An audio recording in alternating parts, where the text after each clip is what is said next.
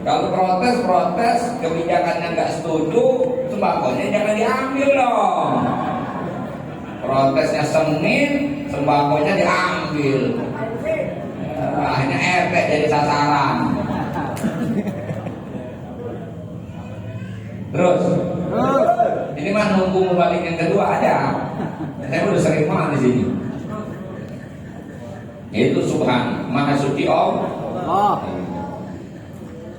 Dan kalau Allah yang sudah berfirman, Allah yang kasih informasi bagi kita, sudah samhan wa ta'atan kita. Walaupun gitu, artinya kita tidak bisa menafikan akal, karena sesuatu itu memang bisa diterima lewat akal kita. Tetapi ada pada beberapa kejadian yang sulit untuk diakalkan. Ya kita harus menerima informasi itu, karena yang menyampaikannya adalah Nabi, firmannya ada firman Allah. Keimanan kita kepada Nabi yang jujur, sifat Nabi itu jujur, maka kita wajib memahami itu. Maka kita yakin Nabi tidak pernah dusta, dan Allah itu maha kuasa. Apapun Allah firmankan benar adanya. Sudah begitu. Jelas ya?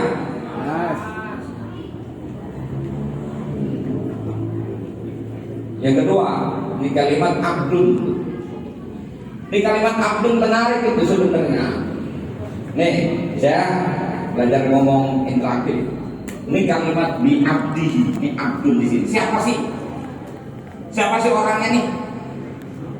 Subhanallah di asra bi abdihi, Maha Suci Allah yang memperjalankan abdihi, memperjalankan hambanya. Siapa sih ini orang? Nabi Muhammad. Tapi kenapa disebut abdun di situ? Setiap kata per kata dalam Al-Quran pasti punya konotasi yang berbeda. Ada kalimat salam, ada kalimat Islam, ada kalimat silmun dalam Quran. Itu beda-beda artinya. Maka pengkajiannya lewat ilmu tafsir itu baru ketemu. Makanya nggak bisa sederhana orang ngaji baru pesantren kilat jadi ustaz. Nggak bisa. Kudu ngaji yang benar.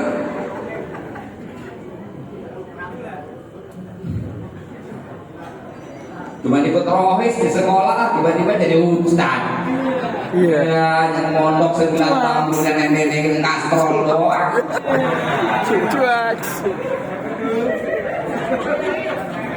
Kenapa santri rada kurang berani muncul? Karena takut dengan tanggung jawabnya, nyadar dia tidak menguasai sehingga tidak berani ngomong. Tapi yang kagak tahu baru sudah kulitnya doang ngomong dan nyerocos mana tahu. Nyalain orang mulu. Bahkan yang kita ngenesnya baru kemarin, tobatnya baru kemarin, bejatnya kita tahu kemarin. Baru tobat seminggu udah nyalain ustaz mulu. Ngaku-ngaku hijrah. Ya, hijrah. Kata saya tuh mendingan jangan hijrah dah. Kemarin waktu belum hijrah ngeliat orang bener, nggak ulama, nggak santri, romatnya dia rendah diri, merasa dirinya kotor. Langkah-langkah hijrah, semua kiai aja salahin. Cuak. Ada begitu orang.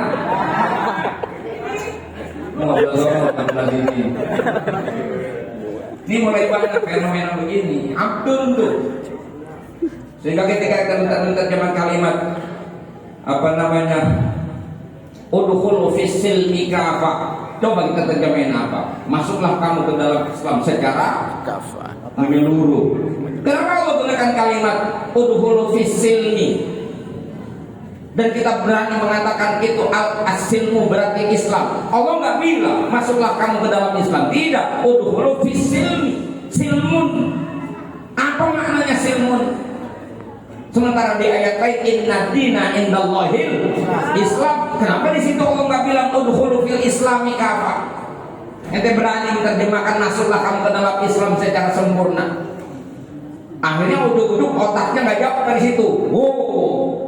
Kita harus mengamalkan Islam secara utuh, maka tidak ada hukum selain Allah yang berhukum selain dengan hukum Allah, termasuk dengan KUHP itu togut alias sesat, kafir, neraka. Yang benar adalah khilafah. Itu hancur juga. Khilafah aja kata ente khilafah. Tapi nggak nyadar dia khilaf karena dia tidak masuk dalam pembahasan secara utuh. Itulah makanya setiap kata di Quran itu punya konotasi yang berbeda, pastinya ada rahasianya. Abdun di sini. Kenapa Abdun? Karena Allah bisa bilang Subhanallah di asra bi Muhammadin, bisa nggak? Bisa. Tapi Allah nggak sebut tuh. Kalau itu Nabi Muhammad, kenapa Allah nggak bilang Subhanallah di asra bi nabihi? Enggak.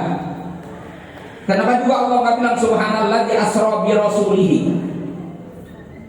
Justru Allah bilang Subhanallah di asra bi abdihi. Saya nggak jawab sendiri. Jawabannya dari seorang ulama besar, Sayyid Muhammad Al-Maliki, dalam salah satu tulisannya beliau mengatakan kenapa disebutkan kalimat Abdul untuk Nabi Muhammad, karena Nabi Muhammad adalah sosok manusia yang paling sempurna kedudukan penghambaannya di sisi Allah Subhanahu wa Ta'ala. Sehingga kemudian Allah angkat pada makom yang paling tertinggi, bukan lagi sebagai manusia yang tertinggi. Di antara nabi pun Nabi Muhammad Sayyidul Anbiya, Sayyidul Mursalin. Maka beliau menempati tempat makom yang paling tinggi. Dan kita kemudian sebagai umatnya disuruh mengikuti Nabi Muhammad. Laqad kana lakum fi Rasulillah uswatun hasanah. Itu dalam rangka itu agar kita bisa menjadi hamba Allah. Kita disuruh ibadah, suruh sholat, suruh puasa, bukan untuk jadi nabi. Ini orang Bitung, orang Curug, apa budek sariawan, gak bakalan jadi nabi. Ente mau sholat di DTP pada hitam itu jangan keluar di masjid bertahun-tahun, sampai budek gak bakal jadi nabi. Gak bakalan ente jadi rasul, disuruh ibadah bukan untuk jadi rasul. Kita disuruh ibadah agar kita menempati posisi kita sebagai hamba Allah. Dan posisi hamba itu sesungguhnya adalah kedudukan pencapaian yang paling ideal. Kesejatian manusia adalah ketika manusia berada pada posisinya sebagai hamba Allah. Maka kalau kita jadi hamba Allah, dengan sendirinya Allah akan angkat kita, Allah akan muliakan kita. Sebagaimana Allah muliakan nabi-nabinya, Allah muliakan wali-walinya, maka kita akan naik.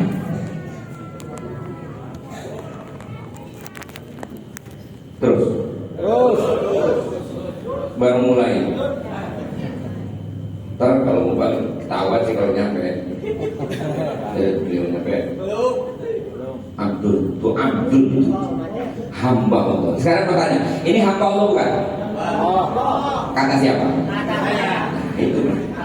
Kalau Nabi Muhammad kan Allah yang bilang tuh ayatnya. Di rumah ini ada, di rumah saya ada, di rumah kita semua ada. Yang bilang Nabi Muhammad Abdulnya Allah, siapa yang bilang? Allah. Kalau ente, ini hamba Allah bukan? Kata siapa? Sejatinya memang kita hamba Allah, tapi jujur apa kita udah benar jadi hamba Allah? Kalau namanya hamba itu harus taat sama tuannya. Ngakunya hamba Allah, tapi bandelnya sundul langit. Ayo ngaku. Kalau hamba tuh kudu patuh. Kalau patuh, kerjaan kita bagus, maka akan ada yang namanya reward and punishment. Ada penghargaan, ada hukuman. Kalau kerja kita baik, akan dapat bonus, dapat hadiah, THR-nya gede besok lebaran. Karena kita jalani tugas dengan baik, track record kita terpuji, maka akan diberikan balasan. Bukan cuma gaji dikasih, bonus dikasih kita. Tapi kalau kita jadi pembantu, kita jadi pelayan, jadi karyawan, bandel melawan sama pimpinan, kira-kira paling bagus diapain? Dipecat. Untung bagus, Allah itu zat yang Rahman Rahim. Allah nggak pernah mencat kita sebagai hamba. Masih ditunggu kapan mau benernya. Bersyukurlah kepada Allah. Rahmat Allah itu lebih besar dari murkanya. Kasih sayang Allah itu mendahului kemurkaan Allah. Jadi meskipun kita sering salah, sering dosa, sering menyalahi hukum Allah, Allah masih tunggu kapan kita mau bertobat, kapan kita mau memperbaiki diri. Dan kita semua masih punya kesempatan untuk diakui oleh Allah sebagai hamba-hambanya. Hamba yang mana? Hamba yang soleh. Ada Abdul Mukmin, ada Abdul Fajir namanya.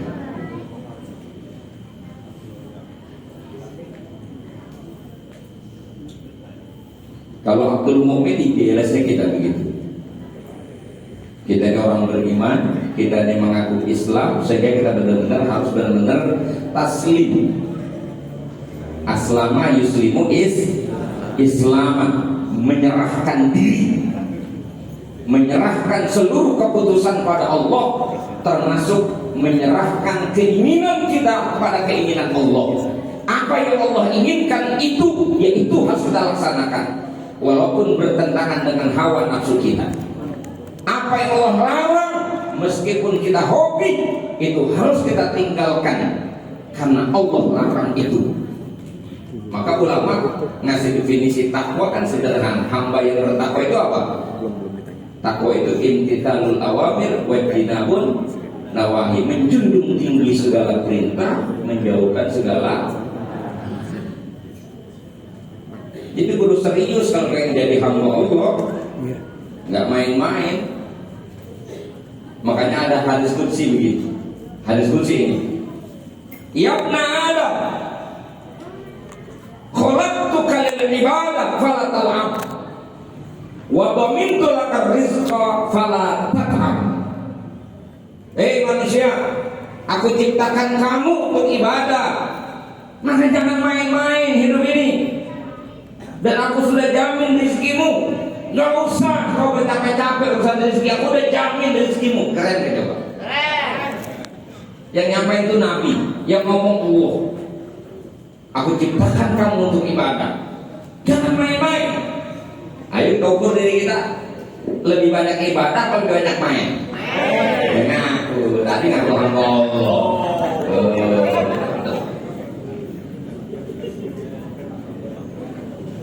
Bahkan sekalinya ibadah masih aja gak luput dari main-main. Itu ibadah masih main-main. Khotbah Jumat suruh dengerin, khotbah ngomong dia main HP. Sholat yang urusan langsung dengan Allah, Allahu Akbar, Masya Allah, Allahu Akbar. Masih aja main-main, pikiran dan hati kita kemana tahu, mulut ngomong kemana, hati kita ada di mana? Cuman gara-gara tetangga goreng terasi, itu ngayapnya jauh sampai ke pasar ikan.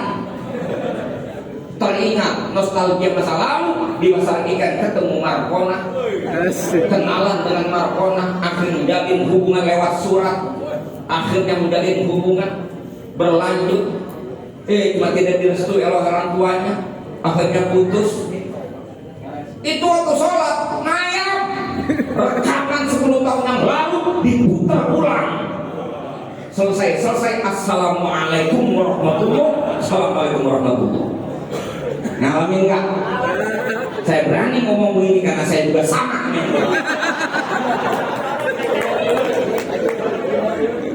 Iya, itu sholat aja masih main. Terawih kan sekat-sekatan kaki. Ini kalau nggak kecil aki-aki kan bercanda. Aneh begitu ada. Udah dibilang seluruh hidupmu buat ibadah, bukan buat main-main. Ternyata hidupnya banyakkan main daripada ibadah. Giliran ibadah nggak urung masih buat main-main. Kapan seriusnya? Masya Allah. Giliran ibadah nggak pernah serius, giliran main-main mah serius banget, main bola saking serius sampai berantem antar kampung. Saking seriusnya ini bukan main, mah nonton bola, nonton doang, nonton. Saking seriusnya, Masya Allah. Yang menang siapa? Yang dijibrakan siapa? Yang kalah siapa? TV jebolnya TV siapa? TV-nya ada jedrupak gara-gara Vietnam masukin ke gawang kita. Kalah lapangan sesuai TV. Mending dia main di lapangan, pakai berantem yang nonton pada berantem, akhirnya berebut keluar ke bedek pada mati. Coba itu.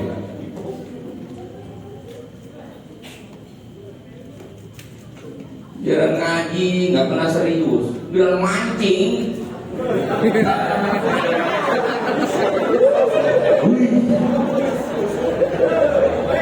Ngaji udah giliran tiap malam Senin pakai disamper mulu, pakai alasan lupa, nggak ada siap-siapnya mau ngaji. Giliran mancing, memancingnya besok, dari ini malam udah beresin joran. Udah melintirin itu tuh.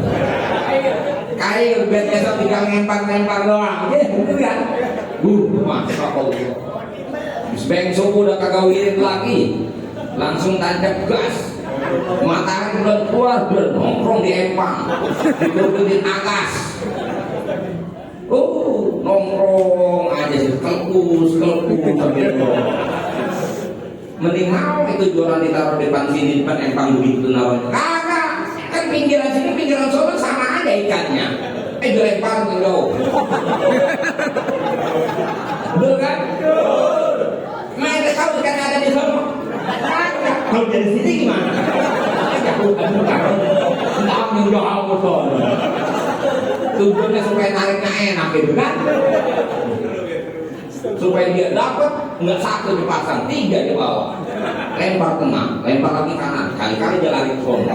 Lempar kali-kali di sono. Taruh, nongkrongnya begitu. Nongkrong nggak ada capeknya. Ngaji sejam aja Ustaz ngomong, kakinya pada kaku ya. Belum nanti udah belum suka, belum makan, nongkrong kagak ada kakunya dia. Itu benang kenur di ujung empang kelihatan. Kan kecil banget benang kenur. Itu saking seriusnya kelihatan itu benang kenur. Kegiatan ngaji orang kagak ada seriusnya. Kira baca maulid digeser tuh, antirillahumma digeser ke dia tuh kita berawi. Kan tulisannya udah gede banget berawi mah. Digeser lagi. Mohon maaf, nggak bawa kacamata. Lo benang kendur di join bang kelihatan. Kita berawi di mata gulain gambreng kagak kelihatan. Coba teliti apa sebabnya? Nggak serius. Saking seriusnya dunia ini yang penuh permainan dan tipu daya, sampai mimpinya kita selalu mimpi dunia. Mimpi udah memedi. Ada yang pernah ngalamin ada? Ada. Udah diceritakan kayak yang juga. Masya Allah. Tapi kerennya mah ngakunya hamba Allah. Keren bener. Kata Allah, kamu aku cipta buat ibadah, bukan buat main-main. Ternyata kita lebih banyak main daripada ibadah. Jadi mesti gimana kalau gitu? Mesti di reset ulang. Di set ulang namanya reset. Di setting ulang. Handphone kalau udah remote mesti di setting ulang, harus di reset. Jadi aplikasi nggak perlu kudu dibuang. Nah, kudu dibuang. Apa aja yang mengganggu, file-file yang memberatkan kudu dibuang. Kudu begitu. Nah, resetnya besok Ramadan. Reset ulang. Apa sih yang menyebabkan kita itu hidup dunia ini emang ibadah, yang memang peruntukan hidup kita buat ibadah? Wa ma khalaqtul jinna wal insa illa liya'budun. Lebih jelas lagi itu ayatnya. Kita tidak memperuntukkan hidup buat ibadah karena kita sudah terlanjur masuk perangkap euforia duniawi. Dunia ini yang membuat kita terjebak pada perangkap nafsu duniawi. Itu dalam bahasa agama disebut dengan at-tamm atau al-hirsu, atau dalam sebuah pengelompokan besar disebut dengan hubbud dunia. terlalu meletakkan cinta kepada dunia begitu besar dalam diri kita. Padahal dunia ini hanya sebagai sarana hidup, sementara tujuan hidup adalah ibadah. Nah ini coba, ini mulai riset nih. Tujuan hidup adalah ibadah. Dunia dengan segala isinya itu wasilah min wasailil hayat. Maqasidul hayat al-ibadah. Amma dunya wa ma fiha wasilah min wasailil hayat. Tujuan hidup adalah ibadah. Sementara dunia ini dengan segala isinya dan pernak-perniknya adalah wasilatul, sarana di antara sarana untuk ibadah kepada Allah. Maka kemudian duit menjadi penting ketika duit kita gunakan untuk ibadah. Harta menjadi berguna kalau harta digunakan untuk ibadah. Umur kita akan habis dan umur kita berguna kalau umur kita gunakan buat ibadah. Masa muda kita akan berharga ketika masa muda kita sudah kita proyeksikan hidup ini untuk ibadah. Tapi ketika wasilah ini menjadi tujuan, disitulah awal mula celakanya manusia. Ente tahu Abu Jahal Abu Lahab? Benci nggak kita ketika mendengar riwayat Abu Jahal Abu Lahab?